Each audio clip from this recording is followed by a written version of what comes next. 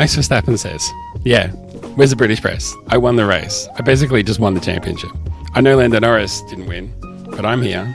So where's the British press? Where are you all at? And Will Buxton took that personally. One of the issues that came up, especially in terms of media coverage of what he said, and then also the administration of the rules. I think it was during the sprint race, right? There was a red flag that heavily benefited Lando Norris and McLaren. And the issue of British bias came up yet again. It's been coming up, frankly, all year.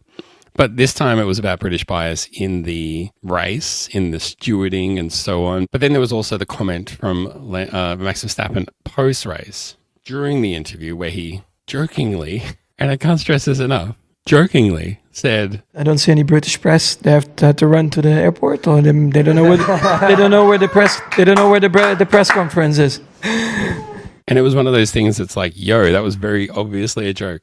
And then after that, David Croft came out and was like, yo, I never go to those. Which is like, I didn't think you ever did. Which I have to say, I've been to 2 races as part of the press, and I went to at least one of them, maybe both, I can't remember, where I was pointing out there is obviously British bias in the media. What the hell are you talking about? Of course there is British bias in the media. You're insulting my intelligence to claim that there isn't. This is what I was looking for. Finally, we're going to get there. Without any further stalling for time, let's pull this up. Max Verstappen says, yeah, where's the British press? I won the race. I basically just won the championship. I know Lando Norris didn't win, but I'm here.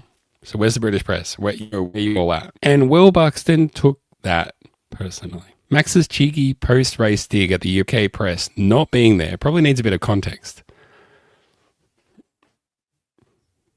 You acknowledge that it was a cheeky comment, but you also feel the need to defend it. Someone has their knickers in a twist, I tell ya. I haven't been to a post-race presser in years, as I'm always on air. Weird flex, bro.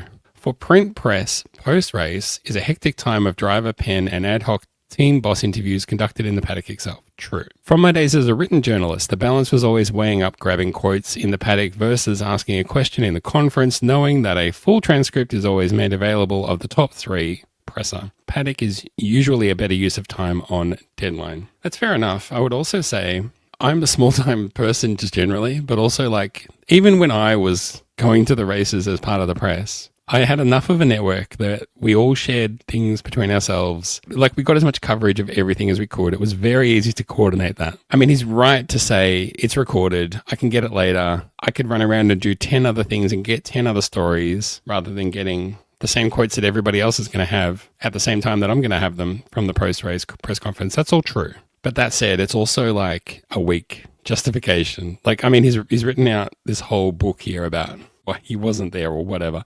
That's it, right? When Max Verstappen says, where's the British press? Will Buxton thinks he means him. Will Buxton thinks that Max Verstappen has him in mind. He must do. This last one is the kicker. Now remember, the accusation is that there is British bias in the press, and that's why they're not in the press conference. Here's what Will Buxton comes up with as a genius defense.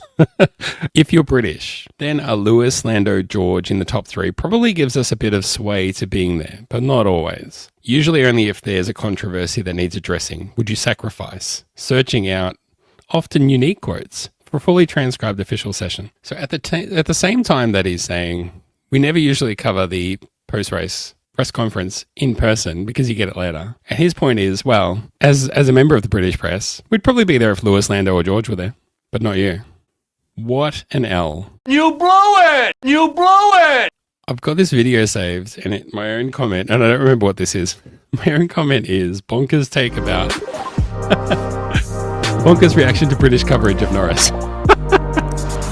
From a YouTube channel called Pole Position. Let's just have a listen and see why I thought this was noteworthy. Recently, the British media has been criticised for backing British drivers like Norris, while attacking Max over his supposed dirty driving tactics. I mean, I would say that there's been a lot of commentary, maybe not in the written word, but it's all more alluded to. But I mean, it's there, bro. But after the Brazilian Grand Prix, the tables have turned.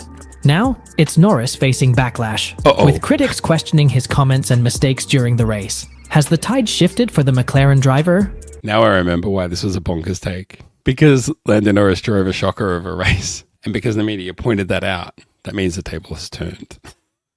Despite consistently having a car capable of competing for race victories since McLaren introduced upgrades at the Miami Grand Prix in round 6, Norris has only secured 3 wins from 16 races since. Whoa, this guy sounds anti-Norris. The tables have turned. After the Brazilian Grand Prix, Norris found himself at the center of criticism on social media following comments he made about Max's performance. I'm getting When a hard asked on in the about middle of the Max's race. charge through the field to claim his first victory in 11 races, Norris also faced scrutiny after going off track 3 times during the race and being investigated by the stewards for leading into a second formation lap before receiving a green light.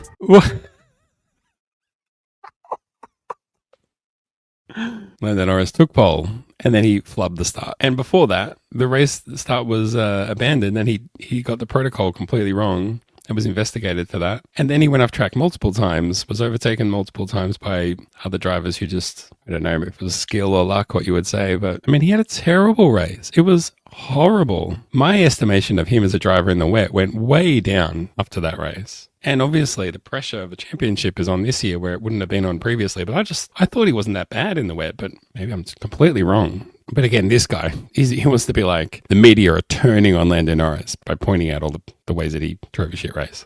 Sports for an entire F1 weekend back in Austin 2022. They claimed the broadcaster was perpetuating the trope that Max had robbed Lewis Hamilton of the previous year's Drivers' Championship. Sky's Ted Kravitz was the focus of Red Bull's anger when in his unscripted notebook the previous outing, he had repeatedly stated that Hamilton was robbed.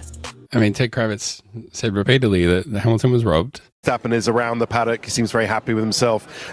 He doesn't seem to be a driver able to win a championship in a normal way. 7-time world champion, goes into final race, gets robbed, doesn't win a race all year, is battling with the same guy who won the race that he was robbed in the previous year, and manages to finish ahead of him. I saw this today and I couldn't believe it. So in 2021, at the height of the Max Verstappen and Lewis Hamilton, the battle of the century, Guy decides to make this commercial and edit. You might recognize this as Silverstone, and this is Max Verstappen's car sliding off. And this is the ad. This is the commercial they made.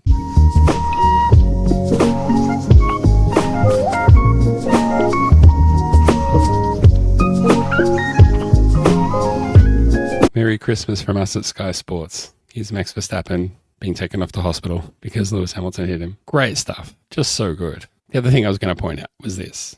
This is tweeted by the people, it was posted on Threads by the people at Lap by Lap. The gap between Verstappen and Norris after Spain was 69 points. Nice. Spain was late June.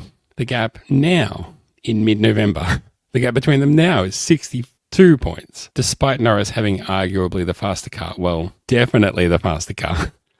During this period, he couldn't really close the gap. After Spain, gap to Verstappen is only 69 points. 3 races left, it's still 62 points. Very much the point that I've been making for a long time. It's all made of joking